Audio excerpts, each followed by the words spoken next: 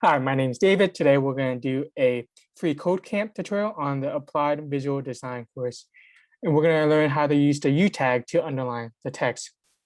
And we can simply use this U tag and add it to the HTML to underline the text and wrap around whatever text we want it to be underlined. And when you do this, you add this U tag in HTML.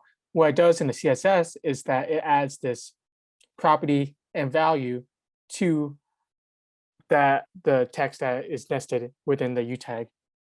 For this exercise, it wants you to wrap the U tag around the text PhD students. So we see here PhD students. There, we want to put that underline. So we look at it, it's in the P tag here. And we see it begins here. So we add the U tag. And now we close the U tag.